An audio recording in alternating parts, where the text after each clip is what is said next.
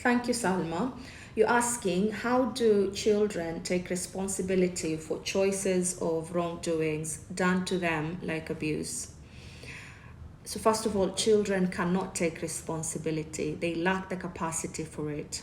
Children are allowed legally, socially, culturally to behave irresponsibly. That's why when a child breaks a glass, it's the adult responsible for the child who pays for it. So a child is under somebody's responsibility, under somebody's care, and that person is expected to have the capacity for responsibility to be able to be responsible for the child. That person, when they abuse the child, they are held responsible for their actions and they are punished for them. So a child here is under the age of 12. We know from cognitive development theory that it's from the age of 12 that a child starts developing the capacity for logical reasoning and rational thinking. Before then, they haven't developed that capacity. And so they don't know right from wrong. They don't know good from bad. They don't know that actions have consequences. They don't comprehend it. So they cannot be responsible before the age of 12. And I think probably that's not what you meant to ask.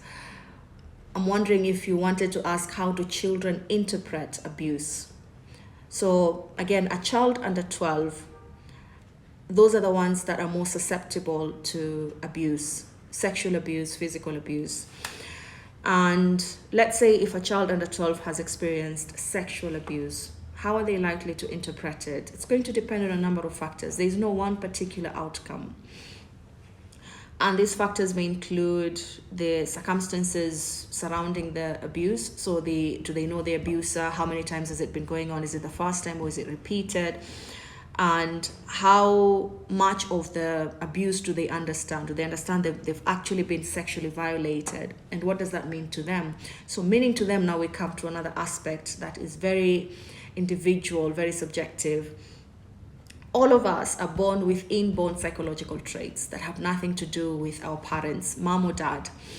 Everyone has got their own psychological traits, and that shapes the way we see the world, the way we perceive reality, the way we form attitude towards certain situations. And that starts from a very early age, less than 6 years old. So this child already has their own ways of understanding situations, and the abuse is one of those situations. But what is likely to happen in a child who's been sexually abused is the mind is going to find ways to protect itself, to protect it from falling apart, to protect it from getting overwhelmed or from breaking down. So a common defense mechanism that is unconscious that is likely to be used is the repression. They're going to push down that memory to the point that they can't even remember it.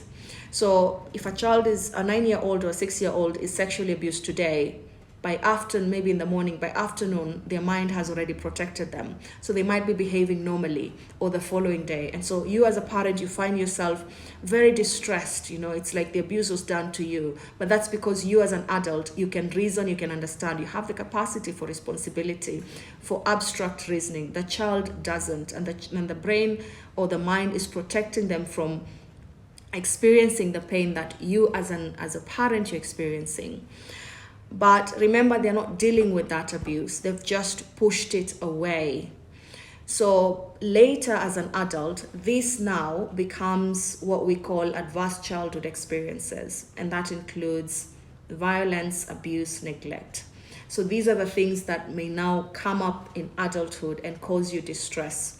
And we know that adverse childhood experiences have been strongly associated with a number of mental illnesses like depression, anxiety, OCD, personality disorders, bipolar. So once you become an adult, then you become responsible of making sure that child within you that was wounded, that was made to feel unsafe, that was threatened, to feel like it's safe, it's okay, it's secure. You want to make that child feel seen, recognized, heard, loved, given that affection that they were deprived of. As an adult, that's when you're responsible for that child within you. So as a child, they don't have the capacity for responsibility.